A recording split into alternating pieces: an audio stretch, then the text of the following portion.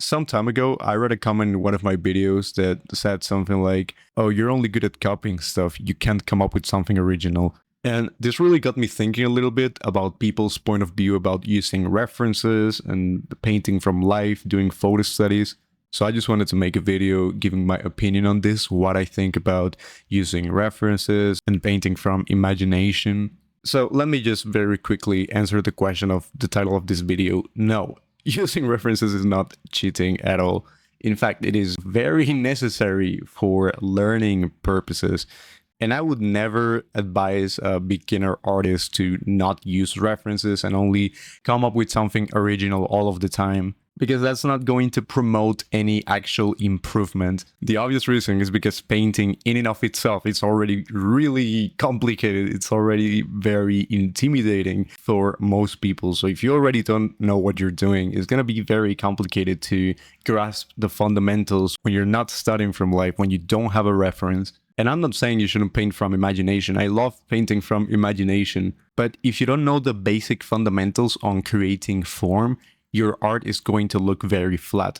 So I'm going to show you a few of my old paintings. These were one of the first actual paintings that I tried doing. And if you look at them, you might notice that they look extremely flat.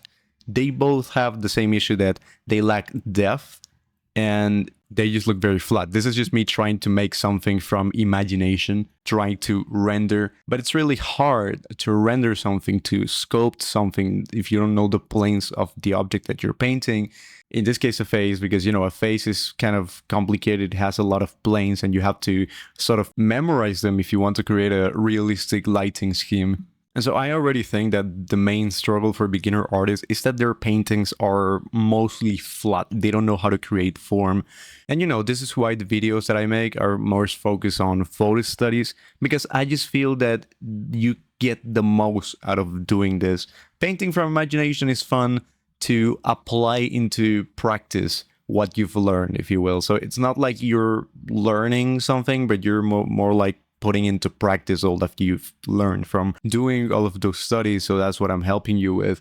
And I also don't feel it's really healthy to have this mentality of copying is a bad thing or using references, because I do personally encourage especially beginner artists to do a lot of studies, especially studying other people. I feel like there's a lot of value on doing these things. And if you're not doing it because it just feels kind of dirty to copy, I'm telling you, it is really not. I feel like this idea of, you know, that everything has to be original and art has been really like romanticized, you know, the concept of being creative. And if you don't do everything from imagination like Kim Jong-il is absolutely trash. And of course, I will also encourage you to play around with style, because since my art style focuses a lot on realism, it is really hard when you have this focus.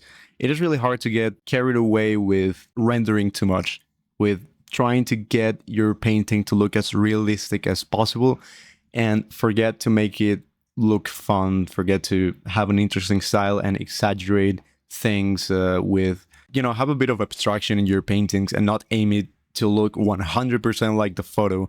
I don't feel like that is the end goal either, you know, to try to get your painting to look as hyper-realistic as possible. I do think that that other end of the bell curve is really harmful as well, because it is just boring. It is not enjoyable to do, at least personally me, because I fell into this trap as well. And you get to a point in your art where the more skill that you get, the more boring your art starts to look for some reason. So what I suggest is that you keep using references. It is absolutely fine. It is absolutely healthy to do photo studies. And if you're worried about painting from imagination and coming up with your own ideas and your own stuff, learning all of these fundamentals and doing a lot of studies will absolutely give you the knowledge to create form, because what you need is basically just being able to create form. A lot of people ask me, oh yeah, how do these fundamentals that you teach in your videos translate to, you know, painting from imagination?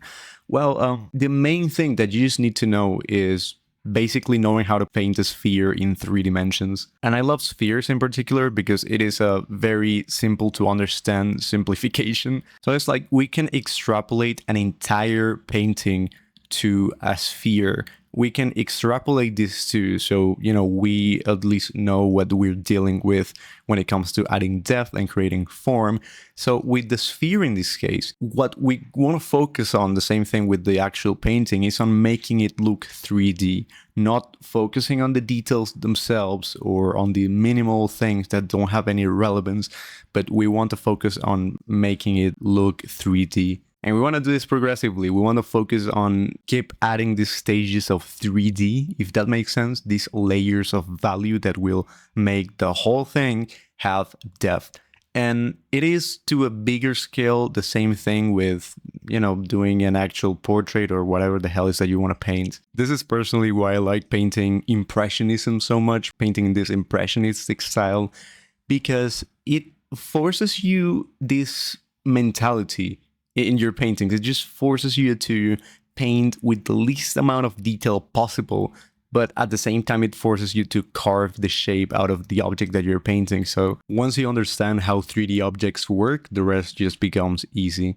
So that was it for today's video. If you like my art, if you like the way that I paint, I made a full course on how to paint like this, how to paint in my style specifically, because it's my art style. I know how to do this very well. I know my art style, so I kind of broke down my whole process to teach it to you. In case you like it, you can check my course in the first link in the description. So that was it for the video. Thank you so much for watching, and I'll see you in the next video.